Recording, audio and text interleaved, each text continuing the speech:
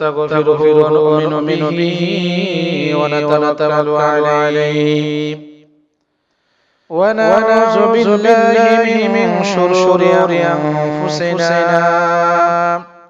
ومن سيئات أعمالنا من يهده الله فلا مضل له ومن يضلل فلا هادي له ونشهد أن لا إله إلا الله وحده لا شريك له ونشهد أن لا إله إلا الله وحده لا شريك له لا زد له ولا ند له ولا مثل له ولا وزير له ولا نزير له ولا معين له ونشهد أن لا إله إلا الله وحده لا شريك له ونشهد أن سيدنا وسندنا ومحبوبنا ومعشوقنا وحبيبنا وحبيب ربنا وطبيب ربنا وطبيب قلوبنا محمدا عبده ورسوله أرسل الذي أرسل رسوله بالهدى ودين الحق ليظهره على الدين كله وكفى بالله شهيدا أما بعد فأعوذ بالله من الشيطان الرجيم بسم الله الرحمن الرحيم يا أيها الذين آمنوا أطيعوا الله وأطيعوا الرسول وقال رسول الله صلى الله عليه وسلم الدعاء هو عبادة أو كما قال عليه الصلاة والسلام إن الله وملائكته يصلون على النبي يا أيها الذين آمنوا صلوا عليه وسلموا تسليما اللهم صل على محمد وعلى آل محمد كما صليت على إبراهيم وعلى آل إبراهيم إنك حميد مجيد اللهم بارك على محمد وعلى آل محمد كما باركت على إبراهيم وعلى آل إبراهيم إنك حميد مجيد بلغ العلا بكماله كشف الدجى بجماله حسنة جميع خصاله صلوا عليه وعليه سلموا يا كرما صلوا على صدر من مصطفى جاهل رحمة للعالمين شكرا الحمد لله আল্লাহ পাক রব্বুল আলামিনের দরবারে লাখ কোটি শুকরিয়া যে মহান আল্লাহ রব্বুল আলামিন আমাদেরকে এই পবিত্র জুমার আদায় করার জন্য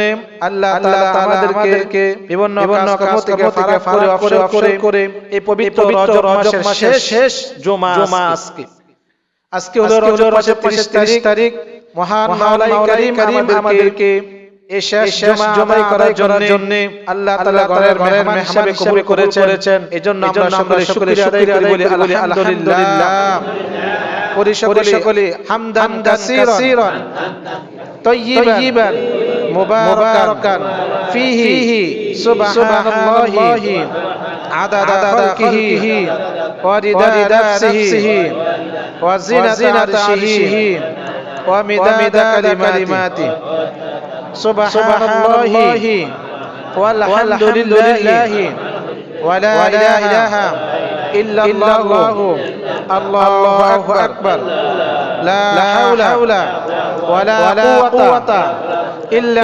বিল্লাহিল আলিয়্যিল আযীম। মহান মাওলাই কারীমের দরবারে আমরা অন্তঃস্থল থেকে মনকে উজাড় করে আল্লাহ তাআলা শুকরিয়া আদায় নিয়েছি। এজন্য আমরা খুশি না বেজার? মহান মাওলাই কারীম আল্লাহ তাআলা পবিত্র কালামের মধ্যে ইরশাদ করেন, লা ইন শাকারতুম লাযীদান্নাকুম ওয়া লা ইন কাফারতুম ইন্না আযাবি লাশাদীদ। যারা আমার নিয়ামত পাইয়া নিয়ামতের শুকরিয়া আদায় করবে, আল্লাহ বলেন আমি আল্লাহ তাআলা নিয়ামতগুলো বাড়ায় দেব। বলেন না সুবহানাল্লাহ।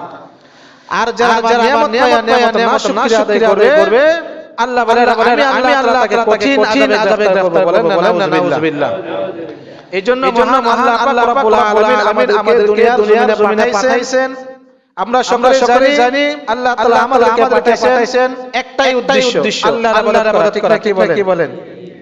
আল্লাহর ইবাদত করা এই দুনিয়ার জমিনে। এইজন্য মহান আল্লাহ রাব্বুল আলামিন বলেন, দুনিয়ার মুসলমান ইমানদার মহান কারীম পবিত্র কালামের মধ্যে সুন্দরভাবে দুনিয়াদেরকে ডাকতে বলেন, ইয়া আইয়ুহাল্লাযীনা আমানু তাকুল্লাহ। হে দুনিয়ার মুসলমান ইমানদার, তোমরা আল্লাহকে ভয় করো। তোমরা আল্লাহকে ভয় করো, এমন ভাবে ভয় করো যেভাবে ভয় করেছিল তোমাদের পূর্বেকার নবী রাসূল। বলেন না সুবহানাল্লাহ। এজন্য আল্লাহ রাব্বুল আলামিন আমাদেরকে ডাকতে বলেন, হে দুনিয়ার মুসলমান ইমানদার, দুনিয়ার মধ্যে তোমরা যতদিন বেঁচে থাকবা, তোমরা যদি সুন্দরভাবে দুনিয়াতে বেঁচে থাকতে চাও, তাহলে মাওলাই কারীমের হুকুম তোমাদেরকে পালন করতে হবে। তোমাদেরকে পরিপূর্ণ ইমানদার হতে হবে, তোমাদেরকে পরিপূর্ণ মুসলমান হতে হবে। যদি তোমরা পরিপূর্ণ মুসলমান এবং ইমানদার হতে চাও, তাহলে মাওলাই কারীমের হুকুম আমাদেরকে দুনিয়ার জমিনে বাস্তবায়ন করতে হবে। ঠিক বলেন? এজন্য মাওলাই কারীম আমাদেরকে ডাকতে বলেন, হে দুনিয়ার মুসলমান ইমানদার, যদি তোমরা দুনিয়াতে ইমান হতে চাও, যদি দুনিয়াতে মুসলমান হতে চাও, দেখা যায় সুবহানাল্লাহ। কার মত দেখা যায়?